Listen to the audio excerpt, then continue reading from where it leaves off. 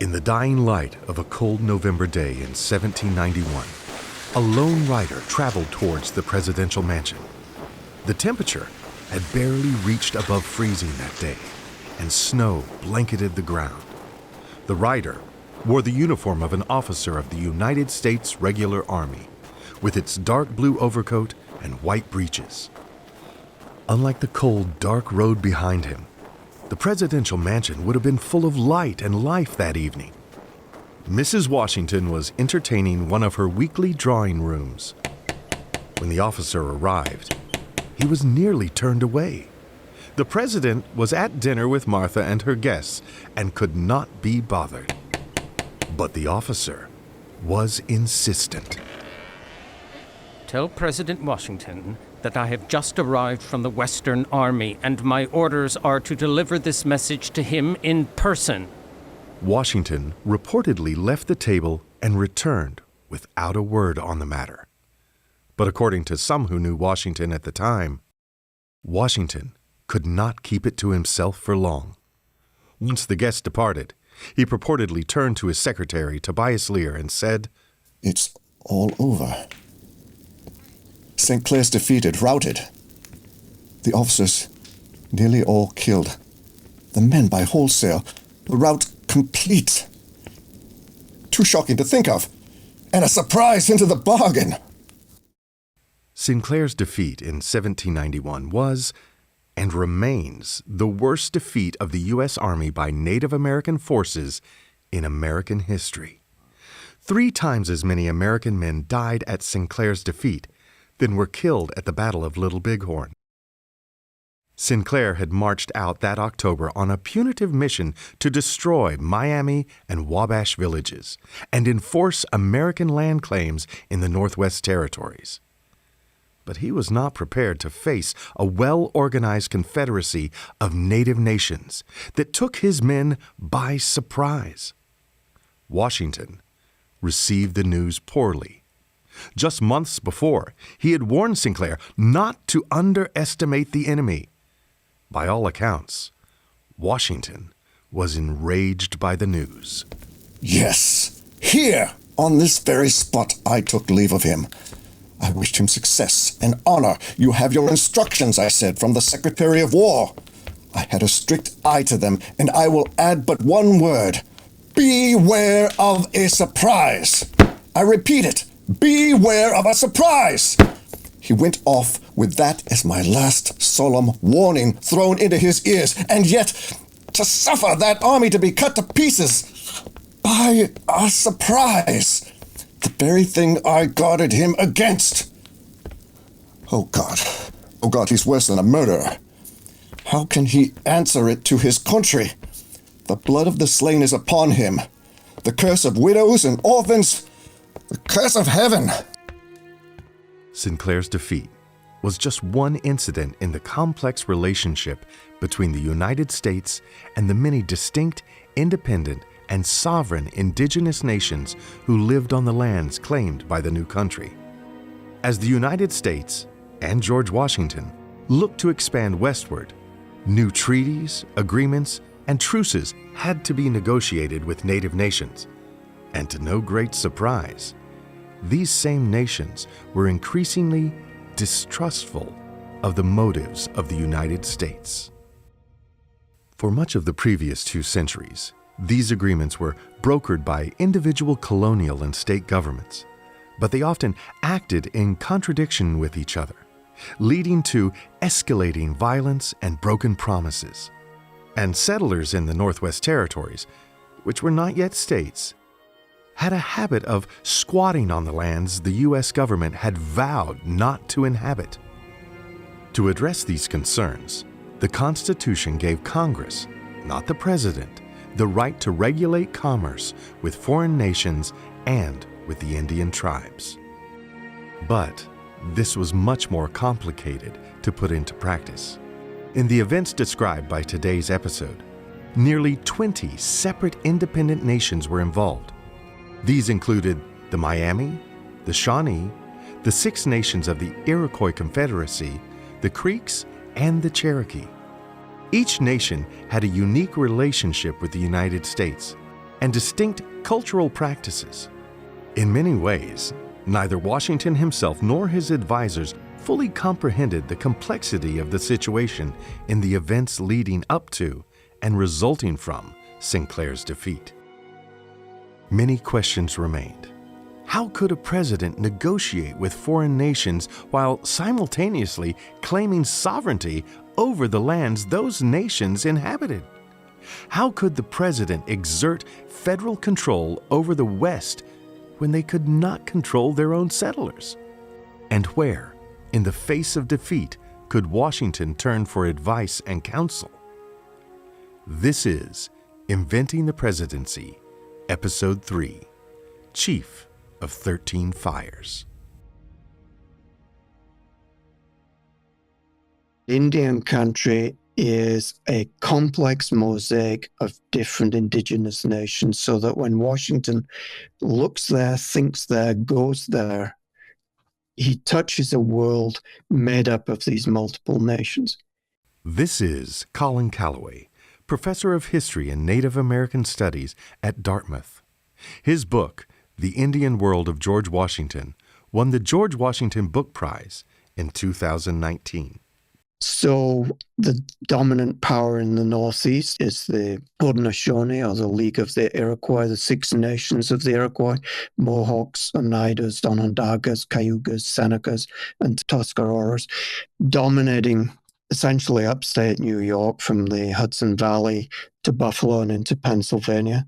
The dominant powers in the South: Cherokees in the Southern Appalachians, the Creeks in Georgia, Alabama. That's a confederacy of 50 semi-autonomous towns. And then smaller nations like the Shawnees in the Ohio Valley, who nonetheless exert significant influence in how relationships develop between Indian country and the United Nations, and their allies and close nations, the Delawares or Lenape, people who have a history and a reputation and a tradition of being diplomats and peacemakers among nations, but whose story reflects the dispossession and, in many cases, the diaspora of native peoples that has happened since Europeans arrived.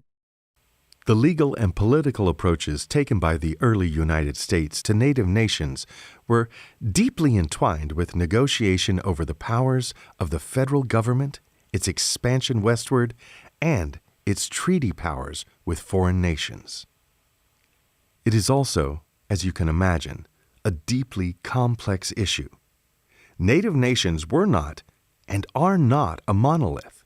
They are independent sovereign groups, each with unique linguistic, cultural, religious, and political practices. Gregory Ablavsky, Marion Rice Kirkwood Professor of Law at Stanford University, explains.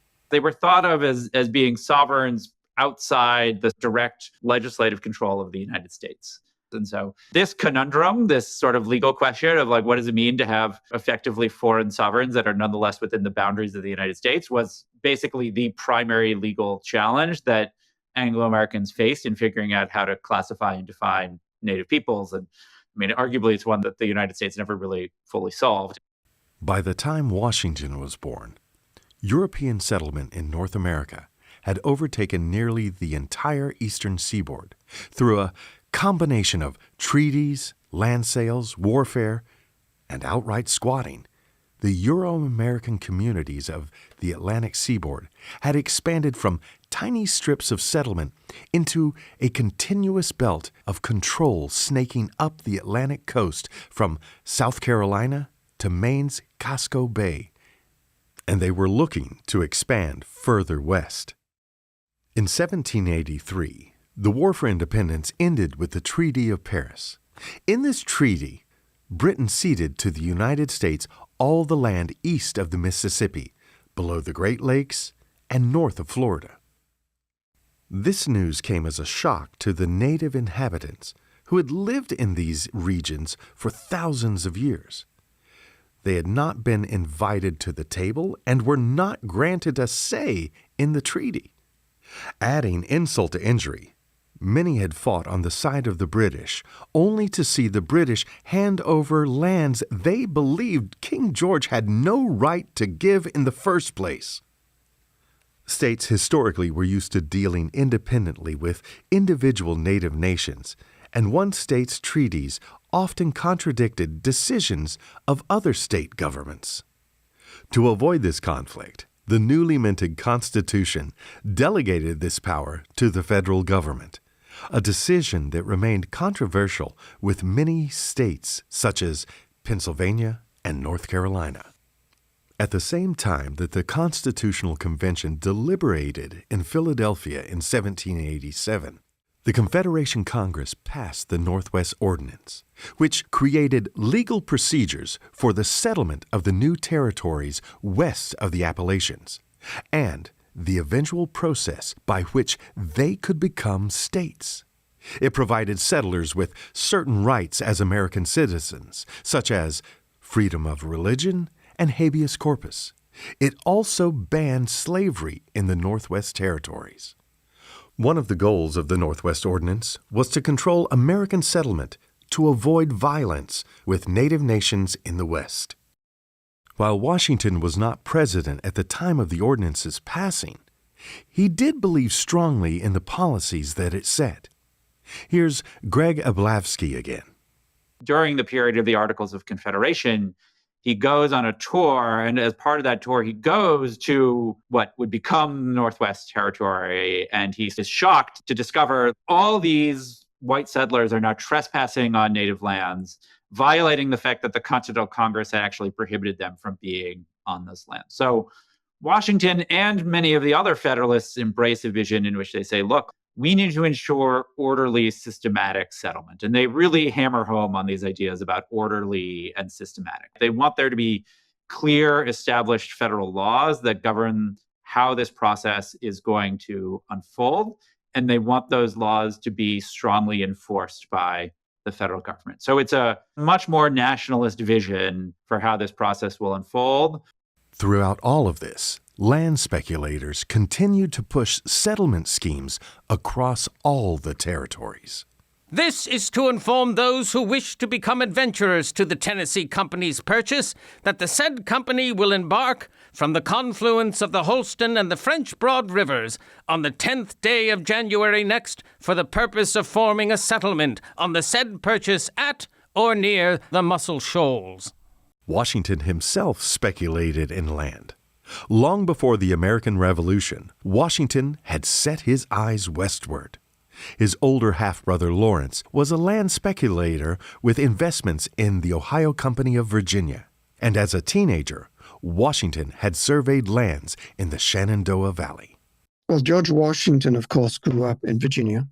And I think our assumption often is that there were Indian people in Virginia when Jamestown happened. And then there were these ugly uprisings and the Indians were defeated and therefore they're gone. And of course, that wasn't the case. Native peoples everywhere survived in the wake of massive wars of destruction, etc.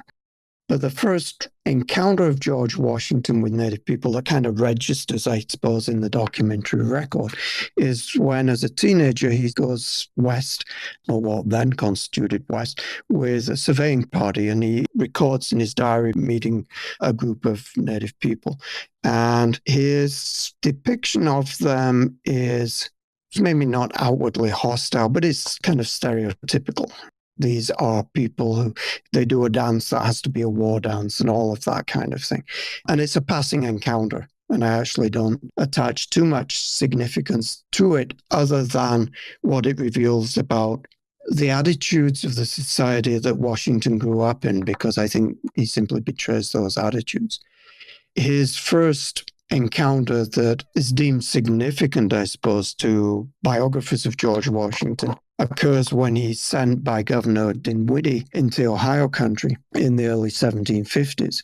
It was this fateful expedition in 1753 that shifted the course of Washington's life. In the early 1750s, French expansion in the Ohio River Valley threatened British claims especially the commercial interests of the Ohio Company of Virginia. Sent as an envoy by Governor Dinwiddie to French forces in the Ohio country, Washington met with several native leaders through his journey to ask for their support against the French. This included important political leader Tonegrichon of the Haudenosaunee Confederacy, also known as the Six Nations. A year later, Washington, accompanied by Tonegrichon, led an ambush against the French envoy Jumonville. In the ensuing scuffle, Jumonville was killed, and the 7 Years' War, sometimes called the First True World War, began. The Jumonville Glen incident and the resulting loss at Fort Necessity was a grave misstep for the 21-year-old Washington. He would eventually resign his commission in the Virginia militia. But in 1755, Washington was back in the West, this time accompanying General Edward Braddock in an attempt to conquer Fort Duquesne. During the disastrous Battle of Monongahela, Braddock and at least half of his men were killed. Washington's retreat during the battle saved the lives of many British soldiers and secured his reputation as a commander. It also left an indelible impact on Washington's own outlook, both in the future administration of the Western Territories and with his rapport with the native nations. Throughout the course of the war, Washington would realize how powerful the support of native allies could be. At the same time, he understood intimately the potential danger of facing native nations as enemies. Despite the high risk involved, Washington would continue to pursue Western expansion. A shrewd businessman, Washington could not ignore the great financial promise of these lands. Washington was a notorious land speculator. He actually began his career as a surveyor in many of these sorts of Western lands in Virginia. He was very invested as a result in the idea of Western expansion and how Western expansion would, in fact, operate, both personally in terms of the sense that he had a financial stake in its outcome, but also, I think, more broadly in a broad theoretical sense. It was complicated, in part because Washington's own views in this area, I'd say, changed over time. Washington started his career fighting against Native peoples. He famously fought against Native peoples and with Native peoples during the 7 Years' War. During the American Revolution, he is pushing the attacks that the Continental Army makes against Native communities. Most famously, he champions the Sullivan Expedition, which destroys a number of Haudenosaunee towns in upstate New York. And this leads the Haudenosaunee to label Washington as the town destroyer. But in the lead up to the Constitution, and then when he becomes president, he has a very different vision for how the relationship should operate. He is horrified by the naked violence and expropriation that is happening in the states. And once again, he falls back on the view that we talked about earlier, that he wants Western settlement to be an orderly, methodical, and systematic process. And so I think he and Henry Knox, maybe even more, have a vision that this will be governed by the federal government to accomplish those goals. There will be clear, well-established rules that both natives and white settlers have to obey, and they will be rigidly enforced by the federal government. So he and Knox both place a lot of emphasis on treaties, that these are formal legal documents that will define the relationship between native nations and the United States. And then once these treaties have been ratified, they need to be scrupulously adhered to by both sides. And Knox talks about how the federal government will come in with its hand and compel both sides to be just. When Washington became president, he believed in the central importance of the West to the future of the country. He also believed that the orderly settling of this land by Americans was the responsibility of the federal government he now led. Ensuring peace with Native people, he believed, was the only way to accomplish this, and he took his role as the man who was responsible for negotiating treaties seriously. But Washington was not alone in shouldering these responsibilities. Henry Knox, the Secretary of War, was in many ways the primary figure in both Indian affairs and territorial administration during the Washington administration. Knox's post predates Washington's presidency. He had served as Secretary of War since 1785. Henry Knox, this Boston bookseller, rises to prominence during the war for his role in managing the military. Interestingly, has very little experience or exposure to what we might think of as the West. He does not really have much experience with any of the questions that he's actually going to end up running when he becomes Secretary at War under the Articles of Confederation. And then he transitions into the same role with a slight title change as Secretary of War in the Washington administration. And what's interesting is actually the Secretary of War has a lot of responsibilities over these Western territories. In part, that's because a lot of the nascent U.S. Army is actually stationed in these territories, and also because the Department of War is charged with what is known as Indian Affairs. That is the legal relationship between Native nations and the United States. And so Henry Knox, for someone who had spent very little time, as far as I can tell, grappling with or thinking about Native peoples, he ends up being really important and influential in shaping federal policy toward Native peoples.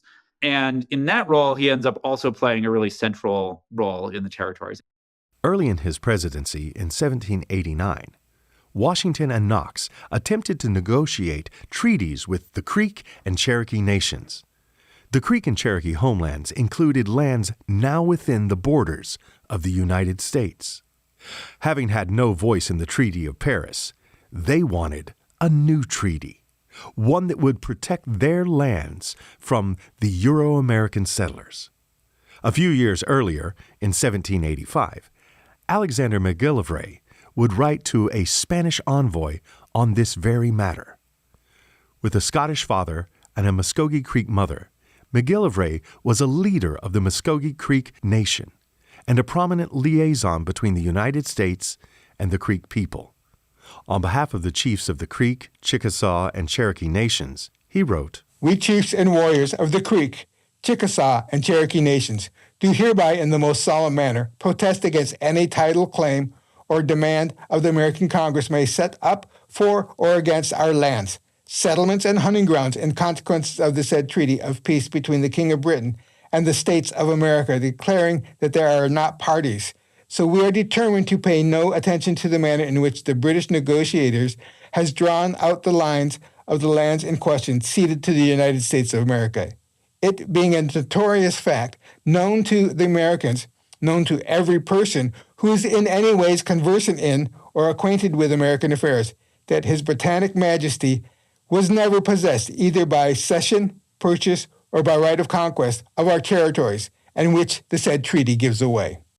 As the Creek, Cherokee, and other Southeast nations organized, Washington and Knox needed to prepare a recommendation for federal representatives who were assigned to attend a meeting between the states of North and South Carolina and the Creek and Cherokee nations.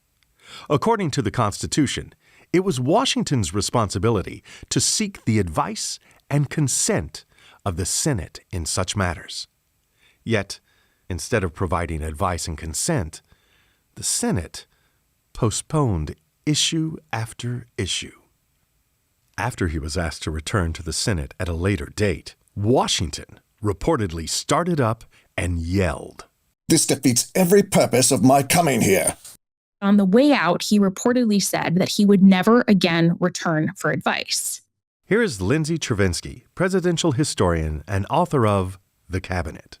The evidence about whether or not he actually said that is a little fuzzy. It's a wives' tale, but he was definitely thinking it because he never again returned for advice. And no president since has ever returned to the Senate for advice in that way. So what that means is just a couple of months into his presidency, this key element of the institution of how the president is supposed to get advice and support on foreign policy, one of the most important issues in the president's portfolio, doesn't work. He has decided that the Senate is annoying, they're inefficient, they're bad advisors, and he doesn't want to work with them. And so he starts looking for some other options. It's that initial decision to reject the cabinet that sets the first precedent for how the president and the Senate are going to relate that ultimately leads to the formation of the cabinet. In Washington's mind, he had done everything according to the letter. He had prepared and submitted remarks on the treaties. He had observed the decorum of the Senate in asking for their advice. And he had withheld action until arriving at the Senate.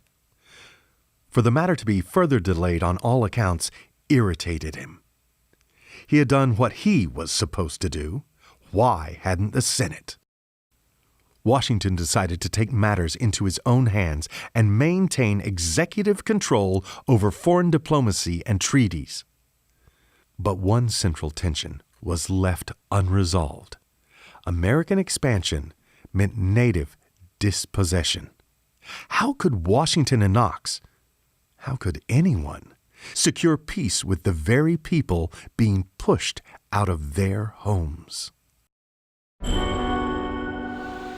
If you would like to explore the topics discussed in this episode, learn more about our guests, or find a list of related readings, visit GeorgeWashingtonPodcast.com, where you can find a full bibliography for today's episode, plus lesson plans, games, interactives, and links to fully digitized primary source materials. That's GeorgeWashingtonPodcast.com. Thanks for listening. Now, back to Inventing the Presidency. Father, the voice of the Seneca nation speaks to you, the great counselor, in whose heart the wise men of all 13 fires have placed their wisdom.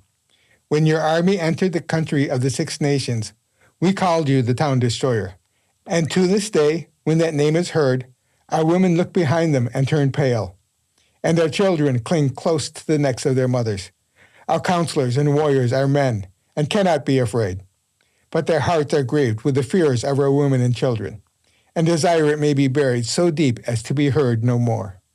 This is a speech given by Cornplanter, a leader of the Seneca people, upon his visit to Philadelphia in 1790 to speak to President Washington. To many native nations, Washington was known as the Chief of 13 Fires. But as Cornplanter references, there was another name he was known by: Town Destroyer. Father, you have said that we are in your hand, and that by closing it, you could crush us to nothing. Are you determined to crush us? If you are, tell us so, that those are nations who have become your children, and have determined to die so, may know what to do.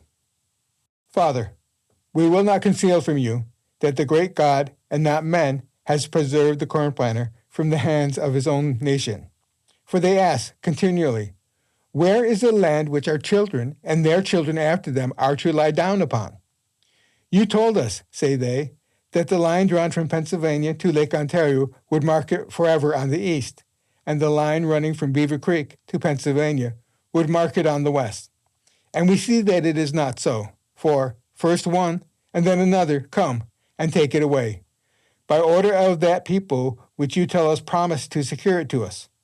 All the lands we have been speaking of belong to the 6 nations.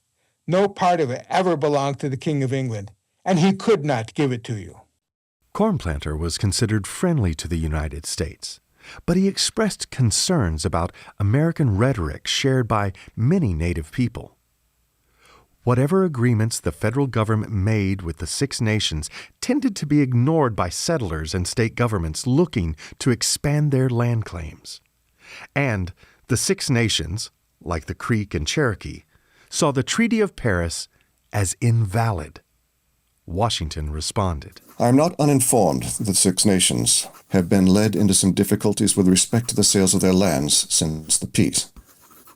But I must inform you that these evils arose before the present government of the United States was established, when the separate states and individuals under their authority undertook to treat with the Indian tribes respecting the sales of their lands. But the case is now entirely altered. The general government only has the power to treat with the Indian nations, and any treaty formed and held without its authority will not be binding. Here, then, is the security for the remainder of your lands. No state nor person can purchase your lands unless at some public treaty held under the authority of the United States. The general government will never consent to your being defrauded, but will protect you in all your just rights. The United States desires to be the friends of the Indians upon terms of justice and humanity, but they will not suffer the depredations of the bad Indians to go unpunished.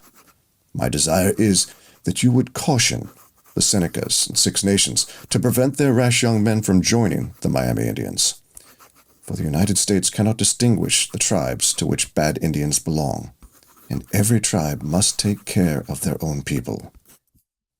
Washington's response to Cornplanter alludes to the precarity of the situation in the West by 1790.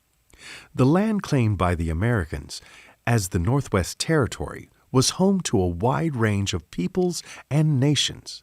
Most, like the Miami, had been living in the Ohio River Valley and Great Lakes region for centuries. Others, like the Lenni Lenape, had been pushed west from their original homes by settler expansion.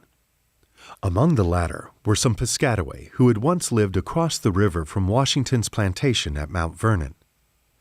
Settler violence had led Miami, Shawnee, Lenni Lenape, and others to come together into a loose political body known to Americans as the Northwest Confederacy.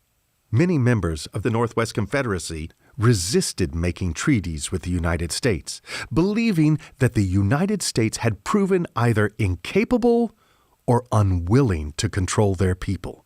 Settlers often ignored the treaties established by the federal government and illegally squatted on indigenous lands. In 1790, American emissary Anthony Gamelin traveled through Miami and Wabash villages to convince them to negotiate with Americans. He recorded their speeches in his journal. I, Anthony Gamelin, by order of Major Hamtramck, set off from Fort Knox the 5th of April to proceed to Miami town with the speeches of His Excellency Arthur Sinclair and to receive the answer of the Wabash and Miami nations. The 14th of April, the Wea and the Kickapoos were assembled. After my speech, one of the head chiefs got up and told me, "The Chief of America invites us to go to him, if we are for peace. He has not his leg broke, having been able to go as far as the Illinois. He might come here himself, and we should be glad to see him at our village." The 25th of April, Blue Jacket, chief warrior of the Shawnee, invited me to go to his house, and told me, "My friend, by the name and consent of the Shawnees and Delawares, I will speak to you. From all quarters we receive speeches from the Americans, and no one is alike. We suppose that they intend to deceive us." From the perspective of the Shawnee and many others in these lands, the Americans were hypocrites. Why was it that they demanded the chiefs travel all the way to Philadelphia and New York, but Washington never traveled to them? How was it that countless emissaries came to them with inconsistent promises, but could not keep the settlers from enacting violence against the native people? And how could they keep insisting the United States could do as they pleased with the land when neither the King of Great Britain nor the President of the United States had any rights to that land in the first place? But Washington's Indian policy was also unpopular with the settlers. They wanted the federal government to take a more aggressive stance against native raids and felt abandoned by the government, who they believed should be more willing to take a pro-settler, anti-native stance. To some, Washington's federal government seemed to be making the same unpopular decisions as the British had made decades before. In 1763, the British established the controversial Proclamation Line, which prohibited further Euro-American settlement west of the crest of the Appalachian Mountains. meant in part to prevent further war with indigenous people, and in part to keep settlers close to the coast where they could be more effectively controlled. This controversial line is considered one of the grievances that led to the American Revolution. Just like the British, Washington's federal government was limiting their settlement, entering into unpopular agreements with native nations, and, as we'll discuss next episode, levying unwanted taxes that seemed to target poor rural farmers. And just like the British, the federal government struggled to contain American settlers who pushed west, nor could they put an end to the violence that erupted between settlers and native nations. In 1790, field officers in Harrison County, in what is now Kentucky, wrote to Washington, "The frontiers are left defenseless. The people who lay exposed are complaining that they are neglected, that the government has got thoughtless about the lives of their citizens." Washington persisted in the belief that peace could be an option, but that such a peace required the native nations to fall in line and submit to treaties enforced by the United States, and settlers to follow the dictates of the federal government even if it restricted their ability to expand. It was a policy that pleased none and angered many. That war soon followed was, perhaps, predictable. In 1791, this would all come to a head in the Battle of Wabash, more famously known as Sinclair's defeat. Arthur Sinclair was the governor of the Northwest Territory, with a storied military career during the Revolution, and a stint as the president of the Continental Congress. In 1790, after a failed attempt by Colonel Josiah Harmer to suppress native resistance in the Northwest, Washington and Knox authorized Sinclair to lead a new expedition to coerce the Miami and Wabash into a treaty with the United States. In March of 1791, Washington and Knox tasked Thomas Proctor with delivering messages to the Miami, Wabash, Seneca, Lenape, and Wyandot people. In his written address to the Miami, dated March 11, 1791, Washington warned these nations, "The President of the United States, General Washington, the great chief of the 13 Fires, speaks to you by this address. Listen attentively to him, for he speaks of things of the highest importance to your future welfare. This address to you is the offspring of a desire to save you from ruin.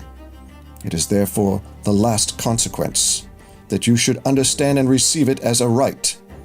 It is unmixed with fear, and dictated by the pure principles of humanity. The President of the United States is anxious that you should understand your true situation and the consequences of your persisting any longer in the exercise of hostilities. The United States are powerful and able to send forth such numbers of warriors as would drive you entirely out of the country. It is true, this conduct would occasion some trouble to us, but it would be absolute destruction to you, your women, and your children. The United States require nothing of you but peace. Nay, they are desirous of making you to understand the cultivation of the earth and teaching you how much better it is for humankind to have comfortable houses and to have plenty to eat and drink and to be well clothed than to be exposed to all the calamities belonging to a savage life. Reflect that this is the last offer that can be made, that if you do not embrace it now, your doom must be sealed forever." The intention behind this campaign was clear: to intimidate the Miami and Wabash people into submitting to a treaty with the United States. They would not, however, be so easily daunted. Here's Greg Ablavsky. What Native peoples perceive is that a federal government that continually said, we are interested in peace, has now launched an armed invasion of their homelands. And so predictably, what this supposedly targeted narrow intervention ends up accomplishing It ends up uniting this broad-scale amorphous confederacy of a diverse set of native peoples from throughout the Midwest and Great Lakes region to resist what they see as a U.S. invasion of their homelands. And what's striking is that confederacy twice defeats the federal government. American attacks continued throughout 1791 as Sinclair assembled a massive force for a punitive mission to the upper Miami River. When Sinclair's army began its march, Shawnee, Lenape, Kickapoo, Wyandot, Ottawa, Ojibwe, and Potawatomi warriors gathered in Miami towns to prepare their defense. At the head of this alliance was the Shawnee chief Blue Jacket, Little Turtle of the Miami, and the Lenape leader, Buckingahelas. British traders with long-standing ties to these native nations helped supply their forces. At the start of the campaign, Sinclair's forces numbered around 1,400 soldiers, plus an additional 200 camp followers, which included women and children. The campaign was plagued with issues from the beginning. Low pay attracted what some historians have called a lower caliber of recruit, and desertion thinned the ranks early in the campaign. Soldiers complained of poor leadership, and Sinclair suffered from gout that slowed his advance. In comparison, the native forces were well organized and united under strong leadership. With a little over 1,000 warriors, the combined native forces launched from the Miami towns to meet Sinclair on October 28th. On the evening of November 3rd, Sinclair allowed his troops to camp without assembling the breastworks typically used to fortify their position. On this same night, the Confederacy surrounded the camp in a crescent formation and waited for dawn. In the early morning of November 4th, the native forces watched as the American soldiers, cold and likely hungry, were dismissed from their lines. As the soldiers stacked their arms to prepare for their morning assembly, they made their move. Here is the account of Lieutenant William Dark as he wrote it to Washington. As soon as it was light in the morning of the 4th, the advanced guards of the militia fired. I pursued the enemy about 400 yards, who ran off in all directions. A number of the Indians got into our camp and got possession of the artillery. The whole army ran together like a mob at a fair, and had it not been for the greatest exertions of the officers, would have stood there till all killed. The confusion in the retreat is beyond description, the men throwing away their arms. Somewhere between 650 and 900 Americans died that day, including most of Sinclair's officers. Another 300 were said to be wounded. Of the women and children that accompanied the troops, less is known. The incident was a blow for Washington and his administration. Newspapers drew comparisons to Braddock's disastrous defeat decades earlier. Dark publicly criticized Washington's decision to appoint Sinclair as leader of the campaign. That the executive should commit the reputation of the government, the event of a war already irksome to the people, and safety of the frontier to a man who, from the situation of his health, was under the necessity of traveling on a bier, seems to have been an oversight as unexpected as it has been severely censured. A general enwrapped tenfold in flannel robes, unable to walk alone, placed on his car, bolstered on all sides with pillows and medicines, and thus moving on to attack the most active enemy in the world, was to the people of Kentucky a rare show of very tragicomical appearance indeed. Sinclair's defeat was a tremendous triumph for the Northwest Confederacy and a devastating blow to the stability of the United States. Washington knew that the young republic faced a number of enemies from both North America and Europe. Should they be defeated again in such a way, the entire nation could be at risk. Washington and Knox knew that they had to invest in a proper army, a professional standing army. They entrusted this task to General Anthony Wayne. Wayne learned a crucial lesson from Sinclair. He would insist on taking the time needed to train his troops. The defeat was such a blow not only to the American military, but to morale in the federal government as well. In 1792, Congress demanded an inquiry into the defeat. It would be the first congressional investigation in American history.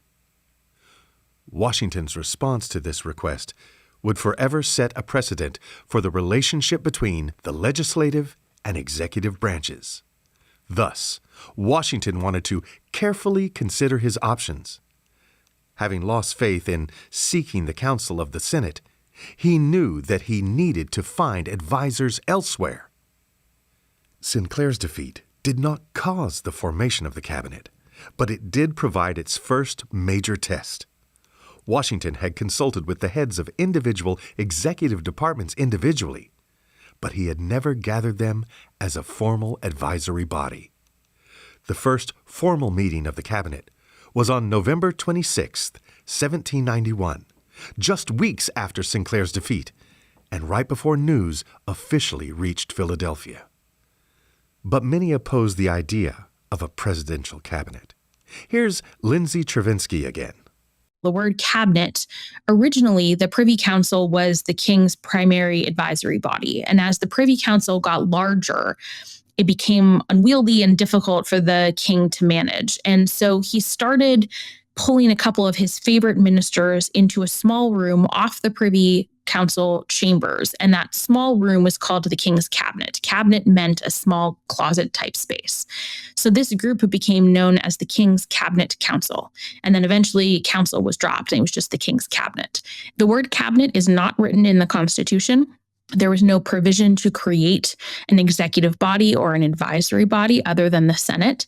And in fact, the delegates at the Constitutional Convention explicitly rejected several proposals to create that type of advisory body. The delegates at the Constitutional Convention rejected proposals for an executive organization or a cabinet for a couple of reasons. They feared it would become a place where cronyism and a cabal and intrigue and corruption would fester, just like they believed it had festered in the British version. Most Americans at the time blamed the British cabinet for instigating the conflicts that led to the American Revolution. The obvious connections between the King's cabinet and Washington's cabinet drew unfavorable comparisons. But by 1791, Washington felt he had little choice but to establish a council of advisors. At the same time, he understood what made the King's cabinet so dangerous: the lack of transparency and the aura of exclusivity. In the cabinet at the time were Secretary of the Treasury Alexander Hamilton, Secretary of State Thomas Jefferson, Secretary of War Henry Knox, and Attorney General Edmund Randolph. So Washington set about selecting these individuals carefully with three conditions in mind. First, he wanted to know them, he wanted to trust them. Makes sense. If you're going to work with someone and take their advice, you want to trust that the advice is good advice. Second, he wanted to make sure that they were experienced and knowledgeable in a way that he was not, or that augmented his own experience and knowledge. So, for example, Thomas Jefferson spoke French fluently, which was the language of diplomacy at the time. All written diplomatic documents typically came in French. And the third factor was Washington was very attentive to what we would think of today as cabinet diversity. Now, of course, these were four white guys. They were all relatively elite. They wouldn't necessarily count as diverse under 21st century standards, but their contemporaries understood what he was doing. He picked people that came from different states, that represented different economic interests, different cultural traditions, different educational backgrounds and religions. And in doing so, he was trying to bring the country together in the cabinet. He recognized that the emotional ties between the states and then between the states and this very baby brand new government were barely there. And it would be helpful for people to see someone who appeared to be representing their interests in the administration. And so it was essential that he had lots of different perspectives representing lots of different ways to be an American citizen at that time in his administration. And he believed that it would make him a better president, and it did make him a better president because they brought different and various views to a lot of different challenges. When a congressional inquiry into Sinclair's defeat began in early 1792, Congress requested papers from the executive. Understanding the momentous nature of this request, Washington gathered the cabinet for a meeting in March. What did this meeting accomplish? Washington and his secretaries informed Congress that they were not to approach the executive offices as separate entities. Rather, all inquiries had to be addressed to the President. This small move ensured cohesion in the executive branch and unified the executive offices under Washington. The cabinet then concluded that Washington had a responsibility to disclose papers that would serve the public good, but also invested the President with the right to withhold any papers which would harm the public good, an important distinction that also served as an important early precedent for executive power. The cabinet cooperated with the inquiry, and in May of 1792, the committee acquitted Sinclair, although his reputation would be irrevocably tarnished. Talks with the Confederacy would continue. In 1792, a council of at least 16 nations met, including the Miami, Shawnee, Lenape, Creek, Cherokee, and members of the Six Nations, the latter of whom attempted to negotiate a peace offer on behalf of the United States. It was a tough sell. Tensions were high and opinions were divided. Some, including the Shawnee, Miami, and Lenape, proclaimed that the United States would continue to be their enemy and that they would stop American expansion at any cost. But others, such as the Ojibwe, Ottawa, and Potawatomi, were willing to compromise, if only to try to shield their own people against further violence. In 1794, the United States would strike a crushing blow against the Northwest Confederacy at the Battle of Fallen Timbers, and in 1795, the Northwest War ended with the Treaty of Greenville. Sinclair's defeat remains the worst defeat of the American military by native forces in American history. The defeat shook confidence in the military and in the federal government. Although few Americans are familiar with it, the war would have an indelible impact on the course of American history. Greg Ablavsky describes its impact. The legacy of the Washington administration is twofold. We might think of it as the promise and the reality. So I think the vision of a federal government that is going to use its authority to try to restrain U.S. citizens, to do justice to Native peoples, as at least it envisions justice, endures. And the idea that this was something that was part of what the federal government was responsible for, and that this was actually essential in some ways to the national character, that lives on. And we didn't talk about the ending of that war in 1794 when they had poured millions of dollars into a revitalized U.S. Army, and they successfully defeated the Northwest Native Confederacy at the Battle of Fallen Timbers and then forced them to enter into the Treaty of Greenville. So I think the Washington administration encapsulates some of the paradoxes that you see in the federal government's treatment of Native peoples in the beginning, right? In other words, like, they have these aspirations of fair treatment, and at times Native peoples are able to mobilize those promises in ways that are effective.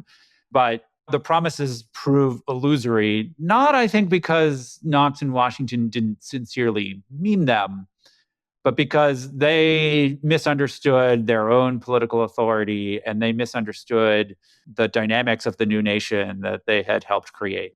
As for Washington, the crisis tested the resolve of the federal government, but he emerged from the other side with a stronger army, a more cohesive executive branch, and a new blueprint for the expansion of the United States.